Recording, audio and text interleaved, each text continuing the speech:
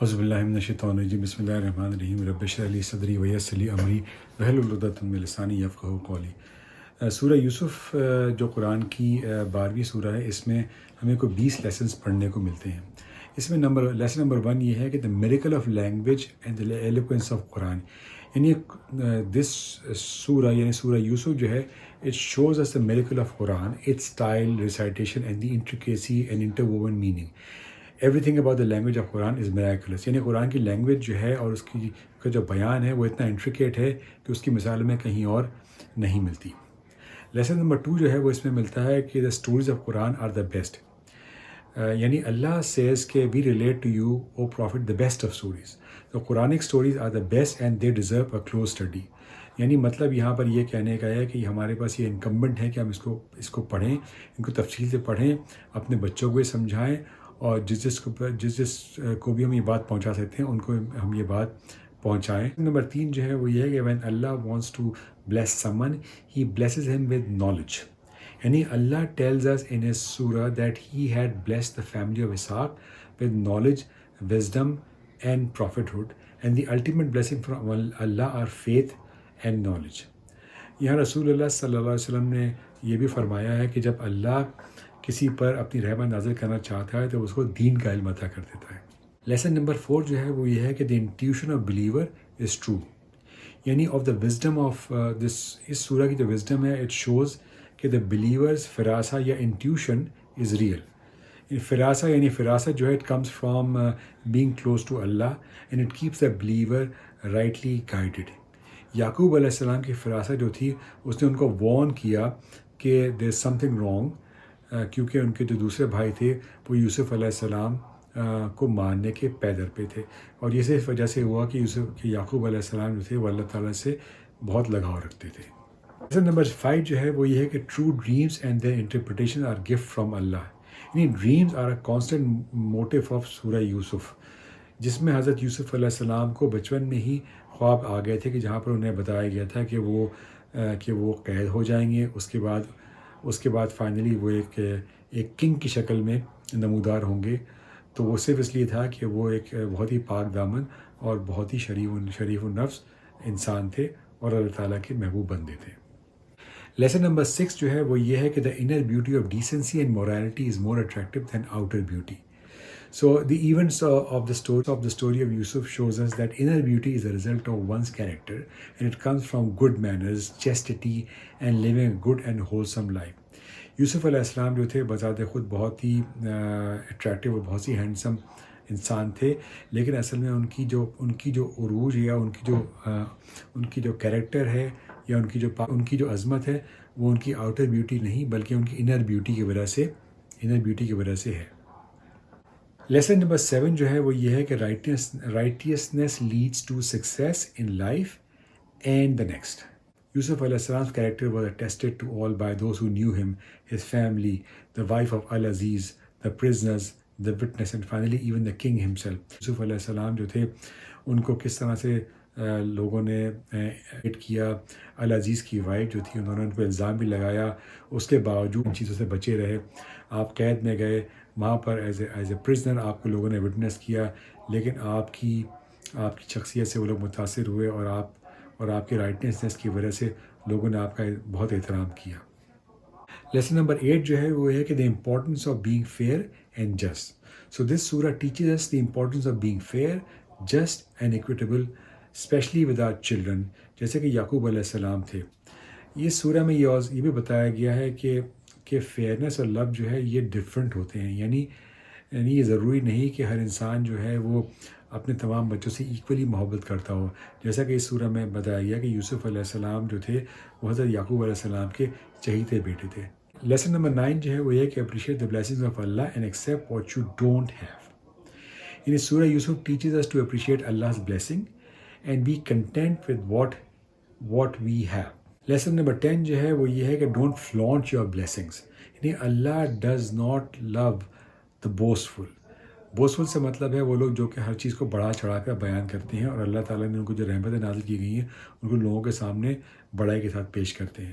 So a wise and intelligent believer does not flaunt his blessings because it can displease the bestower of those blessings and may cause jealousy in the hearts of others. یعنی جب ہم اپنی blessings کو بوسفل طریقے سے بڑھا چڑھا کے پیش کرتے ہیں تو اس سے باقی لوگوں کو تکلیف پہنچ سکتی ہے. لیسن نمبر 11 جو ہے وہ یہ ہے کہ the believer is always cautious. A believer should act cautiously and carefully. سورہ کے مطابق when the brothers asked یعقوب علیہ السلام permission to take بنیامین جو کہ یوسف علیہ السلام کے دوسرے بھائی تھے, یعقوب علیہ السلام was reluctant based on his bad experience with their similar request concerning Yusuf. Prophet sallallahu alaihi wasallam says that the believer is not stung twice from the same hole. یعنی کہ رسول اللہ صلی اللہ علیہ وسلم نے فرمایا کہ انسان کے جو بلیور ہوتا ہے وہ ہمیشہ کوشش ہوتا ہے اور وہ ایک غلطی کو دوبارہ نہیں دہراتا. لیسن نمبر 13 جو ہے وہ یہ ہے کہ a good strategy is a part of good faith. So this surah displays the wisdom of planning.